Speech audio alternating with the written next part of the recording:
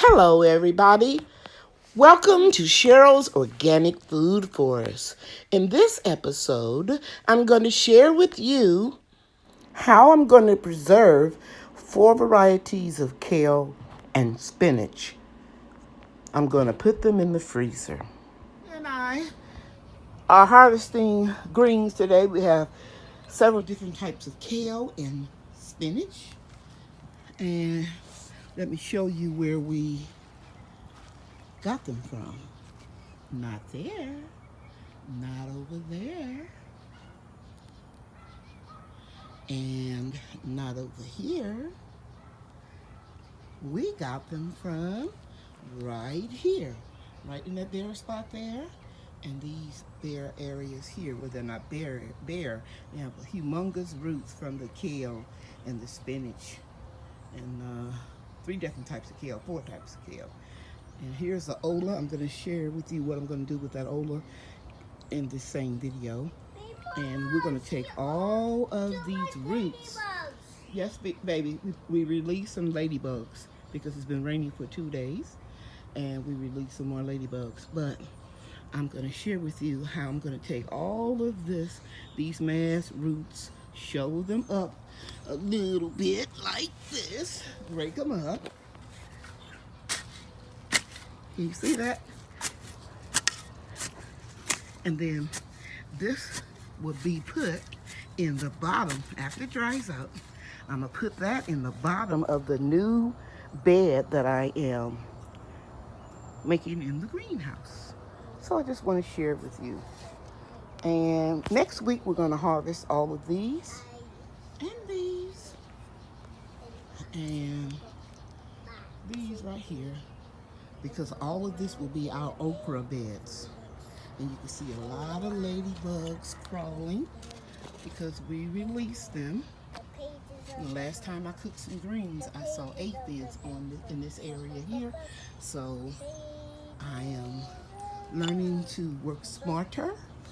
I'm going to try to keep some ladybugs in the refrigerator so I can release them every few weeks in the areas that are needed. But we had 2 whole days of rain, and I'm telling you, the garden looks beautiful. Okay. Let me see what else I'm going to say. So we're going to clean these greens, and we're going to blanch them and put them up. And if you don't know how to do that, if you're new to this, you can look up one of my old videos. I do step by step and tell you how I do it. More water over here, but they're so easy to clean because I don't use any chemicals, and we had a lot of rain. Okay, so here we are the next day, and as you can see, a lot of the rich soil has dried, and I shook it off, and then I moved the roots and rimlets to this raised garden bed that I'm building inside of the greenhouse. And the first year I won't really grow any root crops, and that'll give that material, that green material, time to break down and compost.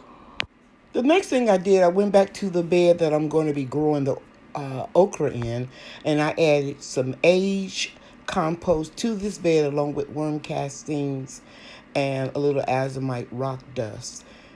And then the next thing that I did was I buried the Ola.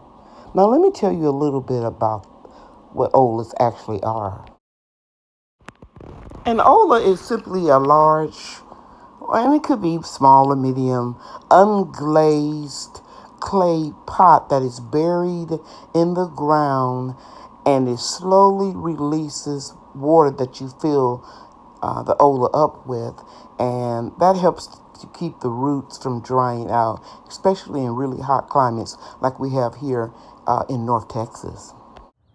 While I'm waiting for these Clemson spineless okra seeds to germinate and become healthy seedlings, I already went ahead and planted several of my marigold seedlings here. And of course, you know the reason why I planted those to distract or deter bugs.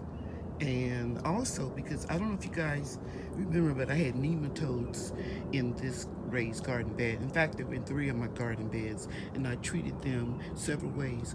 One way to treat nematodes was to solarize the beds by putting plastic over it and letting the heat from the sun destroy some of the non-beneficial nematoids. The second thing I did was I purchased beneficial nematoids online, and after I solarized the bed, I put them there, and I also added crushed crab legs and shrimp shells, and it did a wonderful job because everything that I pulled from this bed didn't have any evidence of nematoids, so that's a good thing. Now, getting back to the Ola, this is what it looks like after I buried it. And you can see I will add the water right there, and it would just slowly seep out. And I also put a slug trap in this bed as well, just in case a slug decides it want to take up residence and eat my crops. It will be psyched out by that beer because they love the smell of beer, and they will creep in there into that trap and drink some beer and actually drown. Okay? All right, and I'll keep you updated when I plant my second round of okra in this raised garden bed. Here's my Texas Longhorn Okra seeds that I started several weeks ago. I have 4 in one box, 3 in another. And then I have an empty box next to the raised garden bed that I'm going to put the Clemson spineless okra in. So I'll have some in the grow box and some in the raised garden bed. As you can see, I'm planting a lot because I love okra.